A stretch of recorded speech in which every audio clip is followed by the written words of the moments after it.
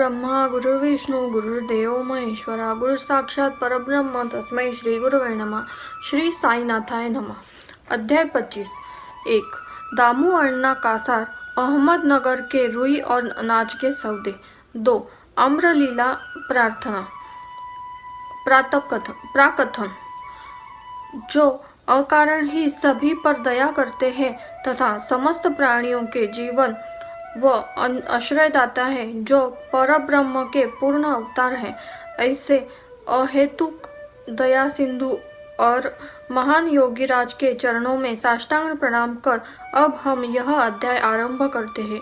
श्री साई बाबा की जय हो. वे संत चूड़ामणि समस्त शुभ कार्यों के उद्गम स्थान और हमारे आत्माराम तथा भक्तों के आश्रयदाता है. हम उन साईनाथ की चरण वंदना करते हैं जिन्होंने अपने जीवन का अंतिम ध्येय प्राप्त कर लिया है. श्री साई बाबा अनिर्वचनीय प्रेम स्वरूप है. हमें तो केवल उनके चरण कमलों में दृढ़ भक्ति ही रखनी चाहिए. जब भक्त का विश्वास दृढ़ और भक्ति परिपक्व हो जाती है तो उसका मनोरथ भी शीघ्र ही सफल हो जाता है. जब हेमाड पंत को साई चरित्र तथा साई लीलाओं के रचने की तीव्र उत्कंठा हुई तो बाबा ने तुरंत ही वह पूर्ण कर दी. जब उन्हें स्मृति पत्र, नोटिस इत्यादि रखने की आज्ञा हुई तो हेमाड पंत में स्फूर्ति, बुद्धिमत्ता, शक्ति तथा कार्य करने की क्षमता स्वयं ही आ गई.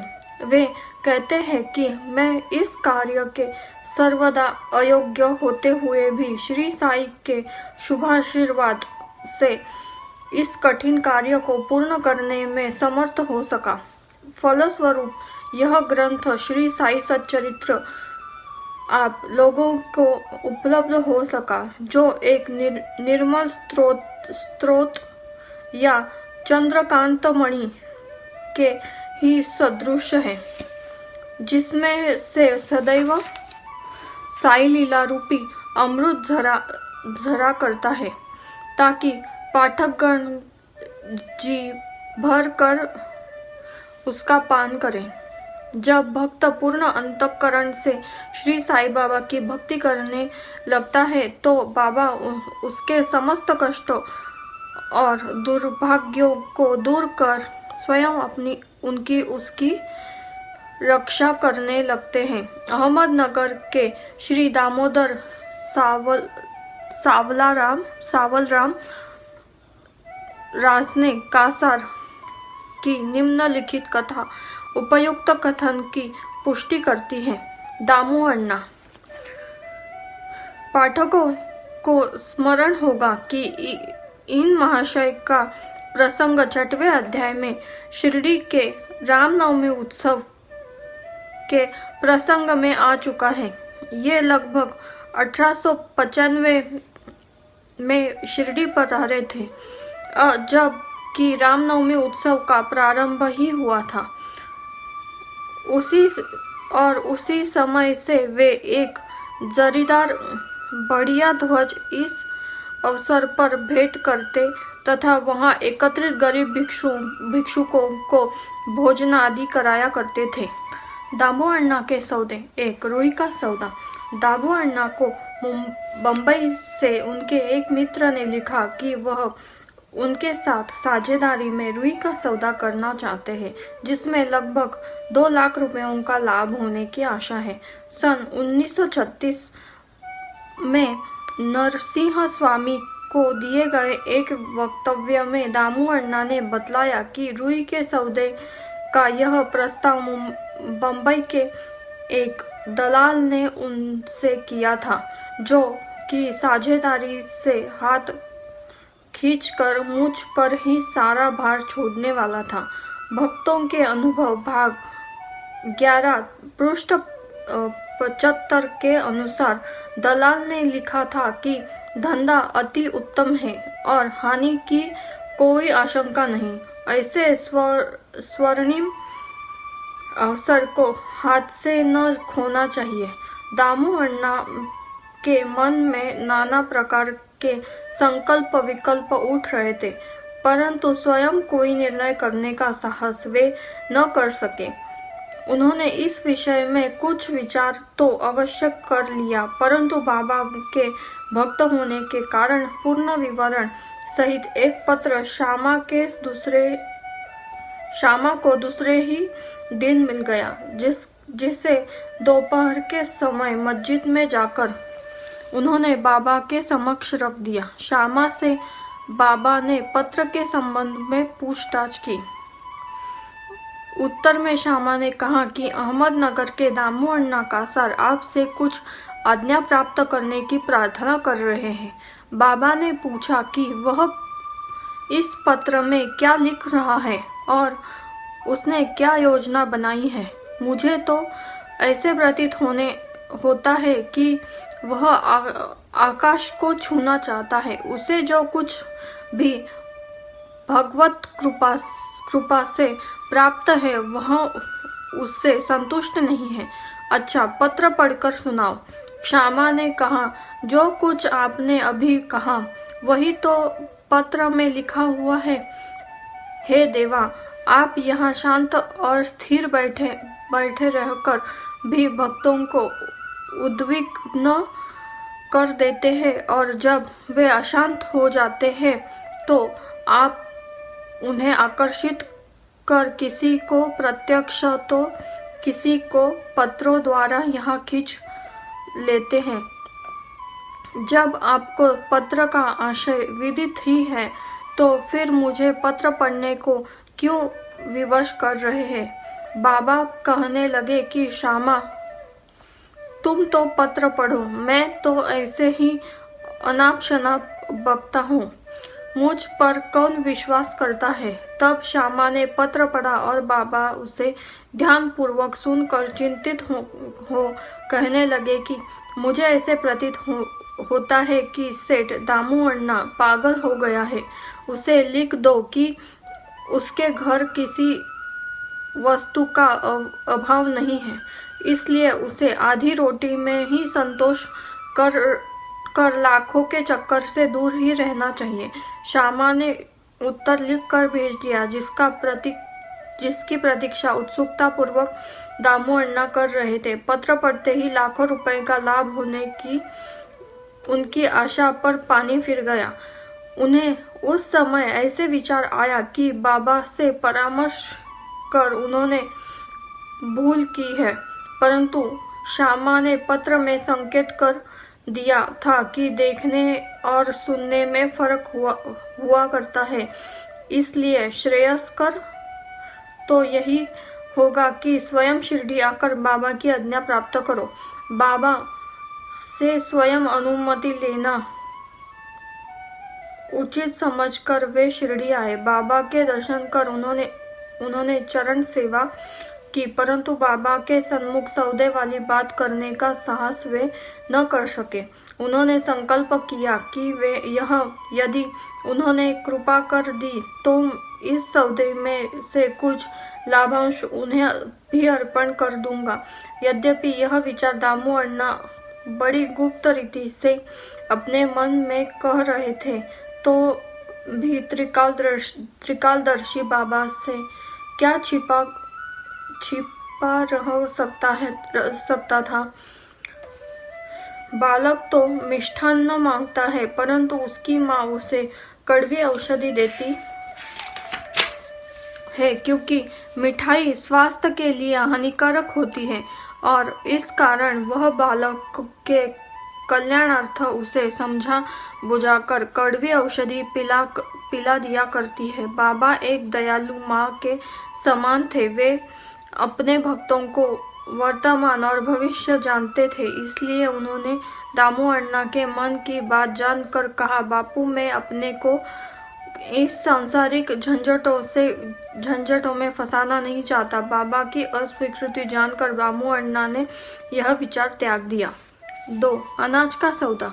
तब उन्होंने अनाज, गेहूं, चावल आदि अन्य वस्तुओं का धंधा आरंभ करने का विचार किया।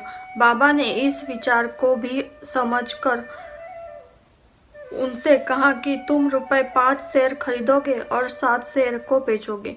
इसलिए उन्हें इस धंधे का भी विचार त्यागना पड़ा। कुछ समय तक तो अनाजों का भाव चढ़ता ही गया और ऐसा प्रतीत होने लगा कि संभव है बाबा की भविष्यवाणी सत्य निकले। परंतु 2 मास के पश्चात ही जब सब स्थानों में पर्याप्त वृष्टि हुई, जिसके फलस्वरूप भाव अचानक ही गिर गए और जिन लोगों ने अनाज संग्रह कर लिया था उन्हें यथेष्ट हानि उठानी पड़ी, पर दामू अण्णा इस विपत्ति से बच गए। यह कहना व्यर्थ न होगा कि रुई का सौदा जो कि उस दलाल ने अन्य व्यापारियों की साझेदारी में किया था, उसमें से अधिक हानि हुई। बाबा ने उन्हें बड़ी विपत्तियों से बचा लिया है। यह देखकर दामू अण्णा का साईं चरणों में विश्वास दृढ़ हो गया और वे जीवन पर्यंत बाबा के सच्चे भक्त बने रहे। आम्रलीला। एक बार गोवा के एक मामलतदार ने, जिनका नाम राले था, लगभग 300 आमों का एक पार्सल श्यामा के नाम शिरडी भेजा। पार्सल खोलने पर प्राय सभी आम अच्छे निकले। भक्तों में इनके वितरण का कार्य श्यामा को सौंपा गया। उनमें से बाबा ने 4 आम दामू अण्णा के लिए पृथक निकाल कर रख लिए। दामू अण्णा की 3 स्त्रियां थीं, परंतु अपने दिए वक्तव्य में उन्होंने बतलाया कि उनकी केवल 2 ही स्त्रियां थीं। वे संतानहीन थे। इस कारण उन्होंने अनेक ज्योतिषियों से इसका समाधान कराया और स्वयं भी ज्योतिष शास्त्र थोड़ा सा अध्ययन कर ज्ञात कर लिया कि जन्म कुंडली में एक पाप ग्रह के स्थित होने के कारण इस जीवन में उन्हें संतान का मुख देखने का कोई योग नहीं है, परंतु बाबा के प्रति वे उनकी अटल श्रद्धा थी। पार्सल मिलने के 2 घंटे पश्चात ही वे पुनर्पूजनार्थ मस्जिद में आए। उन्हें देखकर बाबा कहने लगे कि लोग आमों के लिए चक्कर काट रहे हैं, परंतु ये 2 दामू के हैं, जिसके है उन्हीं को खाने दो और मरने दो। इन शब्दों का सुन दामू अण्णा के हृदय पर वज्राघात सा हुआ, परंतु मालसापति शिरडी के एक भक्त ने उन्हें समझाया कि इस मृत्यु शब्द का अर्थ अहंकार के विनाश से है और बाबा के चरणों की कृपा से तो वह आशीर्वाद स्वरूप है। तब वे आम खाने को तैयार हो गए। इस पर बाबा ने कहा कि तुम न खाओ, उन्हें अपनी छोटी स्त्री को खाने दो। इन आमों के प्रभाव से उसे 4 पुत्र 4 पुत्रियां उत्पन्न होगी। यह आज्ञा शिरोधार्य कर उन्होंने वे आम ले जाकर अपनी छोटी स्त्री को दिए।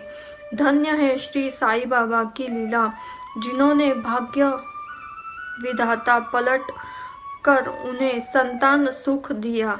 बाबा को स्वेच्छा से दिए वचन सत्य हुए, ज्योतिषियों के नहीं।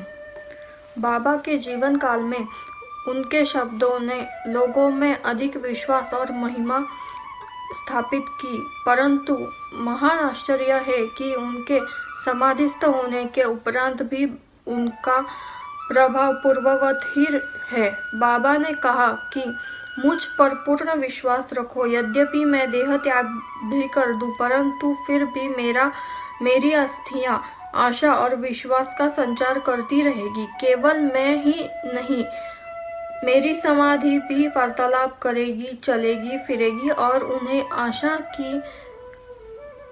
आशा का संदेश पहुंचाती रहेगी। जो अनन्य भाव से मेरी शरणागत होंगे।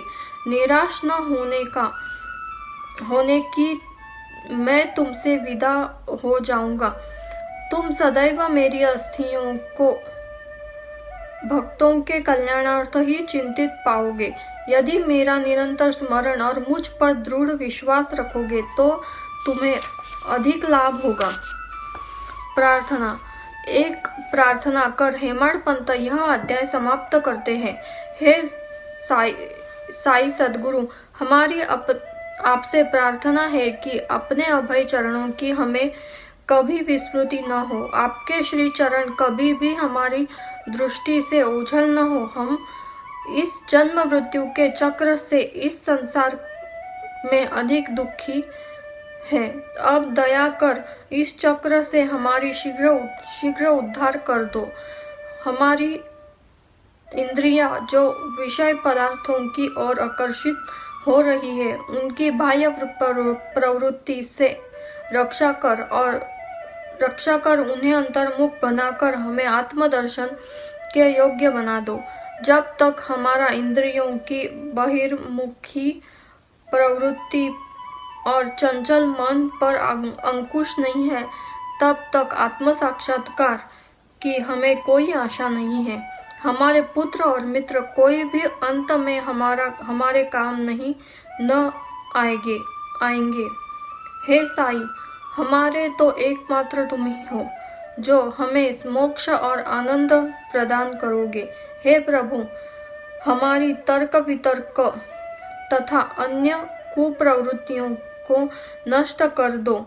हमारी जिह्वा सदैव तुम्हारे नाम स्मरण का स्वाद लेती रहे। हे साई, हमारे अच्छे बुरे सब प्रकार के विचारों को नष्ट कर दो। हे प्रभु, कुछ ऐसा कर दो कि जिससे हमें अपने शरीर और गृह में आसक्ति न रहे। हमारा अहंकार सर्वथा निर्मूल हो जाए और हमें एकमात्र तुम्हारे ही नाम की स्मृति बनी रहे तथा शेष सबका विस्मरण हो जाए। हमारे मन की अशांति को दूर कर उसे स्थिर और शांत करो। हे साई, यदि तुम हमारे हाथ अपने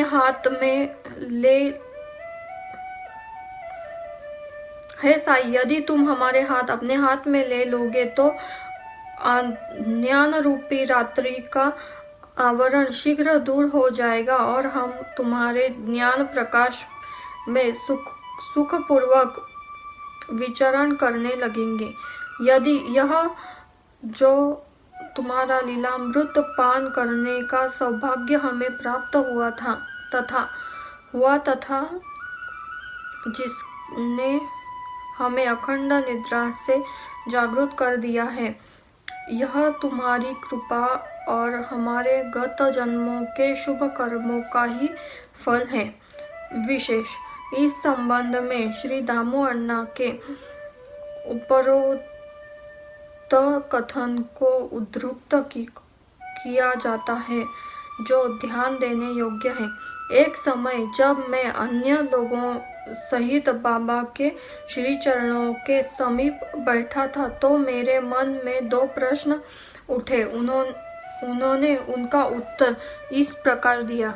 जो जन समुदाय श्री साई बाबा के दर्शनार्थ शिरडी आता है, क्या उन सभी को लाभ पहुंचता है? इसका उन्होंने उत्तर दिया, बौर लगे आम वृक्ष की ओर देखो। यदि सभी बौर फल बन जाए तो आमों की गणना भी न हो सकेगी, परंतु क्या तुम ऐसा होता है बहुत से बौर झड़ कर गिर जाते हैं। कुछ फले और बढ़े भी तो आंधी की झरों के झकोरों से गिरकर नष्ट हो जाते हैं और उनमें से कुछ ही शेष रह जाते हैं। दूसरा प्रश्न मेरे स्वयं के विषय में था। यदि बाबा ने निर्वाण ले लिया तो मैं बिल्कुल ही निराश्रित हो जाऊंगा तब मेरा क्या होगा? इसका बाबा ने उत्तर दिया कि जब और जहाँ भी तुम मेरा स्मरण करोगे मैं तुम्हारे साथ रहूंगा। इन वचनों को उन्होंने सन 1918 के पूर्व भी निभाया और 1918 के पश्चात आज भी निभा रहे हैं। वे अभी भी मेरे ही साथ रहकर मेरा पथ प्रदर्शन कर रहे हैं। यह घटना लगभग सन 1910-11 की है। उसी समय मेरा भाई मुझसे पृथक हुआ और मेरी बहन की मृत्यु हो गई। मेरे घर में चोरी हुई और पुलिस जांच पड़ताल कर रही थी। इन्हीं सब घटनाओं ने मुझे पागल सा बना दिया था। मेरी बहन का स्वर्गवास होने के कारण मेरे दुख का पारावार न रहा और जब मैं बाबा की शरण गया तो उन्होंने अपने मधुर उपदेशों से मुझे सांत्वना देकर अप्पा कुलकर्णी के घर पूरन पोली खिलाई तथा मेरे मस्तक पर चंदन लगाया। जब मेरे घर चोरी हुई और मेरे ही एक 30 वर्षीय मित्र ने मेरी स्त्री के गहनों का संदूक जिसमें मंगलसूत्र तथा नथ आदि थे चुरा लिए, तब मैंने बाबा के चित्र के समक्ष रुदन किया और उसके दूसरे ही दिन वह व्यक्ति स्वयं गहनों का संदूक मुझे लौटाकर क्षमा प्रार्थना करने लगा। श्री सद्गुरु साईनाथार्पणमस्तु। शुभम भवतु। श्री सच्चिदानंद सद्गुरु साईनाथ महाराज की जय।